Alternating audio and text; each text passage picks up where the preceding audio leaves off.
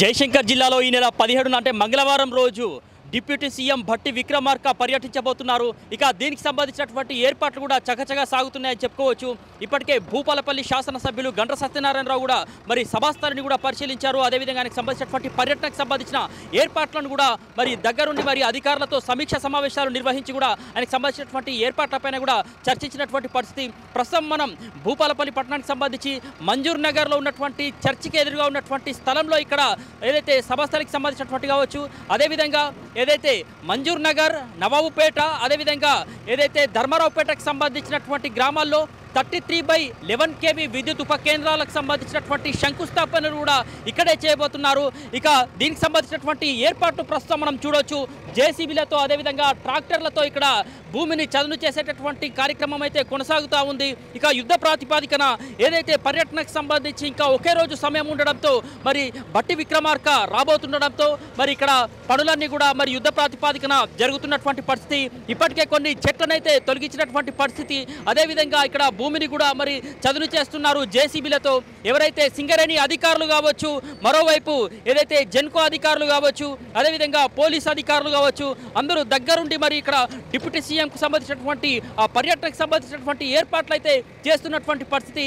ఇప్పటికే భూపాలపల్లి శాసనసభ్యులు గండ్ర సత్యనారాయణరావు కూడా ఇక్కడ ఉన్నటువంటి ఈ సభాస్థలికి సంబంధించినటువంటి ఏర్పాట్లను కూడా మరి పరిశీలించినటువంటి పరిస్థితి. కొత్తపల్లి గోరి మండలానికి సంబంధించి చెన్నాపూర్ శివార్లో దాదాపు 2 కోట్ల వ్యయంతో నిర్మించినటువంటి 33/11 kV విద్యుత్ ఉప కేంద్రాన్ని కూడా ఉప ముఖ్యమంత్రి భట్టి విక్రమార్క ప్రారంభించబోతా ఉన్నారు. సో ప్రధానంగా ఏదైతే మోరంచపల్లి నుంచి ఏదైతే మంజూర్ నగర్ వరకు కూడా పెద్ద ఎత్తున కాంగ్రెస్ శ్రేణులతో బైక్ ర్యాలీ కూడా ఉండబోతుందని చెప్పి ఎమ్మెల్యే గండ్ర సత్యనారాయణరావు చెప్పారు.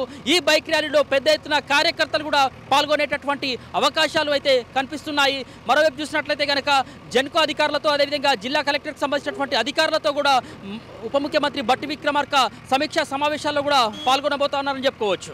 ఇక జయశంకర్ జిల్లాలో ఉప ముఖ్యమంత్రి భట్టి విక్రమార్క పర్యటనను విజయవంతం చేయడానికి కాంగ్రెస్ నాయకులు మరోవైపు కార్యకర్తలు కూడా ఏ విధంగా సంసిద్ధమవుతున్నారు మనతో పాటు మాట్లాడడానికి టీపీసీసీ సభ్యులు మధు గారు ఉన్నారు.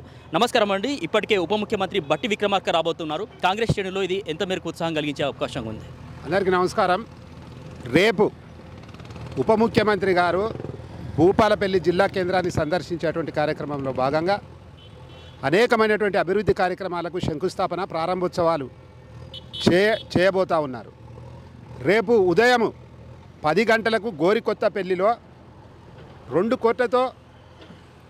కోట్లతో ఏర్పడినటువంటి సబ్స్టేషన్ 35 kV సబ్స్టేషన్ను ఓపెన్ చేస్తారు.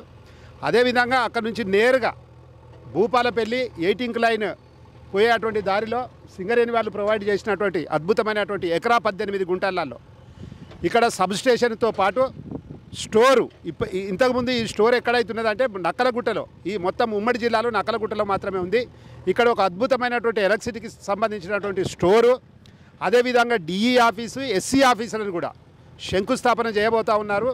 వీటికి మొత్తం కూడా ఇక్కడ స్థానిక శాసనసభ్యులు గౌరవ పెద్దలు గండ్ర సత్యనారాయణరావు గారు ఇనిషియేషన్ తీసుకొని ముఖ్యమంత్రి గారి దృష్టికి తీసుకుపోవడము, అదేవిధంగా ఎవరైతే డిప్యూటీ సీఎం గారు ఉన్నారో ఎలక్ట్రిసిటీకి సంబంధించినటువంటి మినిస్టర్ వారి దగ్గరనే ఉంది కనుక వారి దృష్టికి తీసుకుపోయి ఇట్లాంటి భూమిని కూడా సిఎస్ఆర్ నిధుల నుంచి, అదేవిధంగా సిఐండ్ఎండి సింగరేణి యాజమాన్యం సిఐండ్ఎండి గారి దృష్టికి తీసుకుపోయి వితిన్ ది షార్ట్ పీరియడ్లో ఇంత గొప్ప కార్యక్రమాన్ని చేయటం అంటే ఇది సామాన్యంగా జరగదు.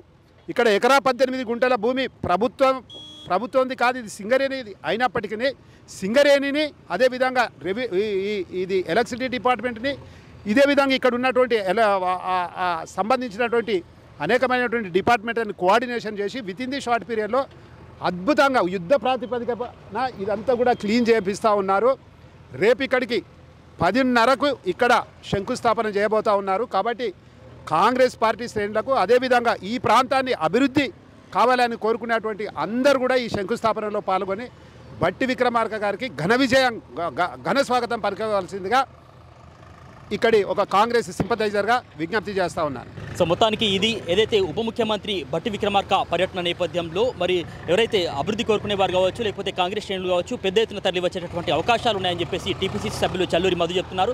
ఇక్కడ ఏదైతే సింగరేణి కేటాయించినటువంటి భూమికి సంబంధించి ఇక్కడ ఒక ఏదైతే విద్యుత్కు సంబంధించినటువంటి ఒక స్టోర్ను కూడా ప్రతిష్టాత్మకంగా ఏర్పాటు చేయబోతా ఉన్నారు.